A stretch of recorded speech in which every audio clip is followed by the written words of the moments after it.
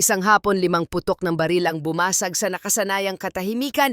Magandang araw sa inyong lahat, mga tagapakinig. Sa bawat krimen, mayroong kuwentong hindi agad nakikita. May mga lihim na nakatago sa likod ng mga nakasarang pinto, mga pangarap na nawasak sa isang iglap, at mga desisyong nagbunga ng trahedya. Ngayong araw, samahan ninyo akong balikan ng isang kaso mula sa bayan ng Gimba, Nueva Ecija. Isang kaso na nagsimula sa isang masayang pagbabalik loob, ngunit nagtapos sa isang madugong pagtataksil. Ang kwentong ito ay hindi lamang tungkol sa isang pamamaslang na naganap sa isang waiting shed sa kainitan ng hapon. Ito ay tungkol sa isang babaeng minsan nang nangako ng pagbabago, isang asawang puno ng pag-asa, at isang kapitan na ang kapangyarihan ay naging simula ng kanyang sariling katapusan. Dadalhin natin kayo sa isang masalimuot na web ng droga, utang, at ipinagbabawal na pagnanasa. Paano nga ba ang isang relasyong binuo sa pangangailangan at kahinaan ay nauwi sa isang krimen na yumanig sa isang buong komunidad? At ang pinakamabigat na tanong, paano ang isang pangalan ng babae, isang asawa at ina ang naging sentro ng lahat ng ito? Ito ang kwento ni Irish Harden, ni Kapitan Adolfo Berosel at ng mga lalaking umikot sa kanyang magulo at mapanganib na mundo. Halina't buksan natin ang mga pahina ng isang kasong magpapatunay na ang pinakamalalim na sugat ay kadalasang nagmumula sa mga taong pinakamalapit sa atin. Hapon noon sa isang abalang kanto sa isa sa mga baryo ng Gimba, Nueva Ecija. Ang sikat ng araw ay nagsisimula ng humina, nagbibigay ng gininto ang kulay sa mga nagdadaang tricycle at sa mga taong pauwi na mula sa kani-kanilang mga pinagkakaabalahan. Sa isang waiting shed na yari sa pinagtagpi-tagping yero at kahoy, matiyagang nag-aabang si Kapitan Adolfo Berosel. Siya ay 44 na taong gulang, isang figura ng autoridad sa kanilang lugar. Hindi siya ang tipikal na kapitan na may malaking tiyan at puting buhok. Mayroon pa siyang tindig ng isang lalaking nasa kasagsagan ng kanyang kalakasan, isang feeling bagets, wika nga ng mga nakakakilala sa kanya. Bagamat may sarili ng pamilya, ang kanyang mga galaw ay tila sa isang binatang malaya at walang inaalala. Galing siya sa isang kasalan, dumalo bilang panauhin ng kanyang kumpare na isa ring kapitan sa kabilang baryo. Ang amoy ng alak at ng bagong lutong pagkain ay bahagya pang nanunuot sa kanyang damit. Payapa ang kanyang isip, nag-aabang lamang ng masasakyan pauwi. Ang hapon ay karaniwan, ang eksena ay pamilyar, ngunit ang kapayapaang iyon ay nakatakdang mabasag sa loob lamang ng ilang segundo. Mula sa di kalayuan, isang motorsiklo ang mabilis na papalapit. Lulan nito ang dalawang lalaking kapwa naka-helmet, ang kanilang mga mukha ay tila aninong tinatago sa dilim na nililikha nito. Huminto ang motorsiklo sa harap mismo ng waiting shed. Ang makina nito'y umuungol na tila isang mabangis na hayop. Bago pa man makatayo o makalingon si Kapitan Adolfo, bago pa man niya maintindihan ang nangyayari, ang lalaking nakaangkas ay bumunot ng isang baril. Ang katahimikan ng hapon ay pinunit ng sunod-sunod na putok. Una, ikalawa, ikatlo, ikaapat, ikalima. Ang bawat bala ay tila may sariling pangalan, humahanap ng landas sa katawan ng kapitan. Bumagsak si Adolfo sa sementadong sahig ng waiting shed. Ang kanyang puting polo ay unti-unting binabahiran ng kulay pula. Ang motorsiklo na hindi man lang pinatay ang makina ay mabilis na humarurot palayo, nag-iwan ng usok, alikabok at isang katawang wala ng buhay. Dead on arrival. Iyon ang naging deklarasyon ng mga doktor pagdating niya sa ospital. 5 bala ang tumama sa kanyang katawan, wala sa ulo, ngunit bawat isa ay sapat na upang kitilin ang kanyang hininga. Nang gabing yon, ang istasyon ng pulisya sa Gimba ay hindi natulog. Isang emergency briefing ang ipinatawag ng hepe. Sa harap ng conference table, inilatag ang mga litrato mula sa crime scene. Ang waiting shed na tila naging isang dambana ng karahasan, ang tumalsik na dugo sa poste, at ang 5 basyo ng bala mula sa isang kalibre 45 na baril. Ang mga tama ay nagmula sa likod, tumagos papuntang dibdib. Hindi ito isang simpleng barilan. Ito ay isang planadong eksekusyon. Sinimulan ng mga investigador na buuin ang mga huling oras ni Kapitan Adolfo. Inilabas ang isang listahan ng mga taong huli niyang nakausap o nakita. 6 na pangalan, mga karaniwang residente ng baryo, mga kaibigan, mga kasama sa politika, ngunit sa dulo ng listahan may isang pangalan na tila hindi nababagay, isang pangalan na nagpatigil sa lahat. Isang pangalan ng babae, Irish Harden. Sir, asawa to ni Engineer Melchor Harden, di ba? Tanong ng isang pulis. Ang kanyang kilay ay nagkasalubong sa pagtataka. Tumango ang hepe, ang kanyang muka ay seryoso. Anong koneksyon niya sa kapitan? Sunod na tanong ng isa pa. Dahan-dahang inilabas ng hepe ang isang folder na may markang confidential. Naglalaman ito ng mga salaysay mula sa mga residente, mga bulong-bulungan na ngayon ay nagkakaroon na ng bigat. Ayon sa kanila, hindi na bago ang pagbisita ni Kapitan Adolfo sa malaking bahay ng mga Harden, minsan madaling araw, minsan gabi. Ang mga pagbisitang ito ay hindi pangkaraniwan, hindi para sa isang opisyal ng barangay. May isa pang ulat na idinagdag, may malaking utang di umano si Irish sa kapitan at hindi lang pera ang usapan kundi pati na rin droga. Palaging may dalang maliit na pakete ang kapitan sa tuwing naroroon ito. Sa isang iglap, ang pangalan ni Irish Harden ay isinulat sa malaking puting board sa ilalim ng titulong Persons of Interest. Dito nagsimulang mabuksan ang isang kwento na mas malalim at mas madilim pa kaysa sa inaakala ng lahat. Isang kwento na hindi nagsimula sa 5 putok ng baril, kundi sa mga nawasak na pangako sa loob ng isang tahanan. Para maintindihan kung paano humantong ang lahat sa trahedyang ito, kailangan nating balikan ang nakaraan ni Irish. Si Irish ay lumaki na tila isang prinsesa sa sarili niyang kaharian. Ang kanyang mga magulang ay nasa London, mga overseas Filipino workers na sinigurong walang anumang hihilingin ang kanilang anak na hindi maibibigay. Siya ang bunso sa 2 magkapatid. Ang kanyang kuya ay kasama na rin ng kanilang mga magulang sa London. Siya na lamang ang naiwan sa Pilipinas na may pangakong susunod din kapag nakapagtapos na ng pag-aaral. Sa madaling salita, si Irish ay isang spoiled brat na susunod ang lahat ng luho, walang hindi sa kanyang bokabularyo. Sa kolehiyo, sa malamig na klima ng Baguio, niya nakilala si Melchor Harden, isang binatang taga-La Union na may simpleng pangarap, ang maging isang inhinyero. Nagkaroon sila ng relasyon. Ngunit bago pa man magsimula ang kanilang ikalawang semestre sa 2 taon, isang hindi inaasahang biyaya ang dumating, nagdadalang tao si Irish. Dahil dito pinanagutan ni Melchor ang kanyang responsibilidad. Itinigil ni Irish ang kanyang pag-aaral dahil sa lumalaki niyang tiyan, habang si Melchor sa tulong ng kanyang responsableng mga magulang ay nagpatuloy. Mas lalo kang dapat mag-aral ngayon, sabi ng kanyang ama, may pamilya ka nang bubuhayin. At ganun nga ang nangyari. Si Melchor ay nagtapos bilang isang lisensyadong inhinyero. Nakakuha siya ng magandang trabaho at sinimulang buuin ang isang maayos na buhay para sa kanyang mag-ina. Ang mga unang taon ng kanilang pagsasama ay tila isang pangarap na natupad, tahimik, simple at puno ng pag-asa. Tumira sila sa malaking bahay na pagmamay-ari ng pamilya ni Irish sa Gimba, isang bahay na mas malaki pa sa kanilang mga pangangailangan. Ngunit sa likod ng perpektong imahe na ito, isang halimaw ang nagsisimula ng gumising sa loob ni Irish. Alam ni Melchor na bago pa man sila maging magkasintahan, gumagamit na ng ipinagbabawal na gamot si Irish. Ngunit hindi pa ito ganoon kalala. Sa katunayan, nagawa pa niya itong itigil noong siya'y nabuntis. Nangako siya kay Melchor na magbabago na siya para sa kanilang anak. At sa simula tila tinupad niya ang pangakong iyon.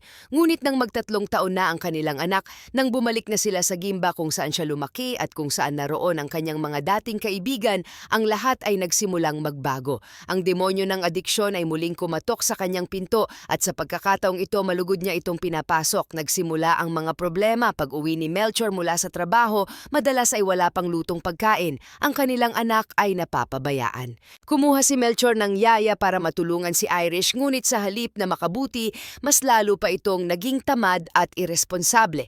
Naging lasinggera, palabarkada at kung saan-saan na lamang nagpupunta. Okay lang sana kung alak lang, Irish, madalas sabihin ni Melchor sa gitna ng kanilang mga pag-aaway. Pero yang bawal na gamot, sisirain niya ng buhay mo. Hindi lang buhay mo, buhay nating lahat. Ngunit ang kanyang mga salita ay tila isinisigaw lamang sa hangin, hindi na tumatagos sa isipan ni Irish na nababalot na ng impluwensya ng droga. Dumating sa punto na napuno na si Melchor. Sa desperasyong mailigtas ang kanyang asawa, ginawa niya ang isang mahirap na desisyon, itinigil niya ang pagbibigay ng pera kay Irish. Kinausap niya ang mga biyenan niya sa London at ipinaliwanag ang sitwasyon. Sa kabutihang palad, naging kakampi niya ang mga ito. Itinigil nila ang pagpapadala ng pera sa kanilang anak. Akala ni Melchor, ito na ang solusyon. Ngunit ang kanyang ginawa ay nagtulak lamang kay Irish sa mga bisig ng isang taong handang magbigay sa kanya ng lahat ng kanyang kailangan kapalit ng isang bagay na hindi na niya maibigay sa sarili niyang asawa. Dito na pumasok sa eksena si Kapitan Adolfo Berosel. Sa kawalan ng pera pambili ng droga, si Irish ay humanap ng ibang paraan. At sa kanilang baryo, si Kapitan Adolfo ay kilala hindi lamang bilang isang leader, kundi bilang isang taong malapit sa mga gumagamit gumagamit. Isa rin siyang nagpapautang ng pera na may mababang interes, isang serbisyo na naging daan para makuha niya ang tiwala at kahinaan ng marami. Dito nagsimula ang ugnayan ng dalawa.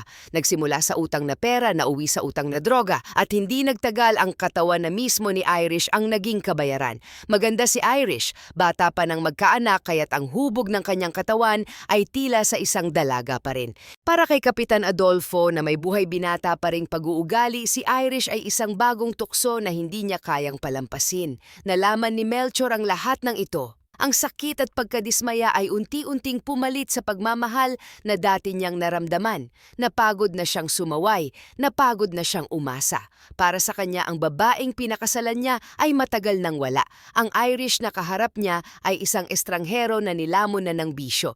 Kaya't ibinuhos na lamang niya ang kanyang buong atensyon sa trabaho at sa kanilang anak. Madalang na siyang umuwi, lalo na kung malayo ang kanyang proyekto. Sa isip niya, matagal na silang hiwalay ni Irish. Ang tanging nag-uugnay na lamang sa kanila ay ang kanilang anak at ang apelidong Harden na pareho nilang dinadala. Hindi niya alam na ang apelidong iyon ay malapit ng madungisan ng dugo. Habang lumalalim ang relasyon ni Irish at ni Kapitan Adolfo, mas lalo ring nabaon si Irish sa utang at sa kahihiyan. Hawak na siya ng kapitan sa leeg. Lahat ng kanyang gastos, pangangailangan at pati na ang kanyang luho, si Kapitan na ang sumasalo. Ngunit ang bawat tulong ay may katumbas na serbisyo. Napilitan si Irish na sumama ng sumama. Kapag hindi siya sumipot, may singil. Kapag nagtanong siya, may pagbabanta. Maging ang asawa mismo ng Kapitan ay ramdam na ang pagbabago. Mas madalas nang umuwi ng gabi ang kanyang asawa, mas magastos at may bagong sigla na halatang hindi na nagmumula sa kanya. Ngunit ang hindi alam ng Kapitan, habang abala siya sa pag-aakala na siya lang ang nagmamay-ari kay Irish, may iba pa palang sumasawsaw. Si Irish sa kanyang desperasyon ay naglalaro ng isang mapanganib na laro. May iba pang mga lalaking dumidikit sa kanya sa mga oras na wala si Kapitan. Pinapaikot niya ang lahat tulad ng pagpapaikot sa kanya ng kanyang adiksyon. Sa gitna ng kaguluhang ito, isang bagong karakter ang pumasok sa buhay ni Irish. Isang lalaking magiging mitya ng pagsabog. Siya ay si Bugoy, isang tambay na 23 taong gulang. Walang trabaho, lasinggero, amoy solvent, ngunit para kay Irish, siya ay isang kanlungan. Halos kaedad lamang niya ito, hindi mukhang uncle level tulad ng Kapitan. Kay Bugoy niya ibinubuhos ang lahat ng kanyang sama ng loob at galit sa Kapitan. Nagsimula ang kanilang relasyon sa mga tagong pag-uusap, sa mga baso ng alak at sa mga plastic ng solvent. Para sa mga kapitbahay, malinaw na may namamagitan sa dalawa. Madaling araw, tanghali, hapon, palagi silang nakikitang magkasama. Isang babaeng adik, desperado at takot, at isang lalaking adik walang direksyon sa buhay at madaling mapasunod basta't may kasamang emosyon. Isang linggo bago ang pamamaril, isang kapitbahay ang nakarinig kay Bugoy na nagwawala sa labas ng bahay ni Irish. Sumisigaw ito, "Ayoko nang ginaganon ka, bakit ka pa niya pinipilit?" Hindi sumagot si Irish, ngunit ilang sandali ang lumipas, lumabas siyang umiiyak at humawak sa braso ni Bugoy. At doon sa gitna ng kanilang pag-uusap, binitiwan ni Irish ang mga salitang magiging hatol sa kamatayan ni Kapitan Adolfo. Narinig ng isang residente ang kanyang sinabi, "Kung wala na sana yun, malaya na ako. Ito na ang mitya." Ang mga salitang iyon ay tumatak sa isipan ni Bugoy na pinalaki ng selos, droga at ng isang desperadong pagnanasang angkinin si Irish para sa kanyang sarili. Ang ideya ng paglaya ni Irish ay naging isang obsesyon. Dumating ang araw ng pamamaril. Sa kasalan kung saan kasama ni Irish si Kapitan Adolfo, nagpaalam siyang mauuna ng umuwi na mayroon daw siyang importanteng gagawin. Ang importanteng gagawin na iyon ay ang pagpapadala ng isang mensaheng magtatakda ng oras, lugar at ng katapusan. Ang investigasyon ng pulisya ay nagpatuloy. Habang nakasulat ang pangalan ni Irish sa board, isang di inaasahang swerte ang dumating. Si Bugoy ay naaresto sa isang hiwalay na kaso ng pagtutulak ng droga. At nang kunin ng mga pulis ang kanyang lumang keypad phone, isang bomba ang sumabog sa kanilang harapan. Sa inbox ng telepono, naroon ang mga mensahe mula kay Irish. Ipinadala 2 araw bago ang krimen. Unang mensahe mula kay Irish, Ayoko na, wala nang hahadlang sa atin. Reply ni Bugoy, sabihin mo lang, hindi ako papayag na ginago ka. At ang huling mensahe, ang pinakamabigat sa lahat mula kay Irish, dapat hapon sa kanto alam mo oras niya.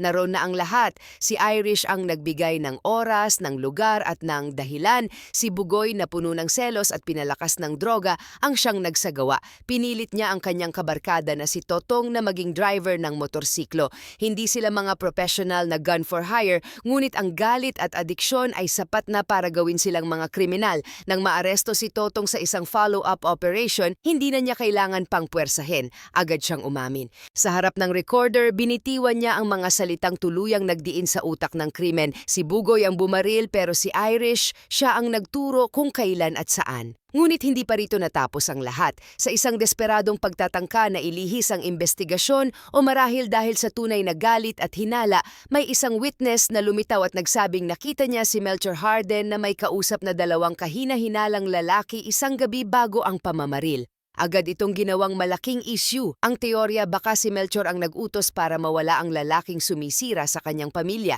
Selos, motibo, galit, lahat ay naroon.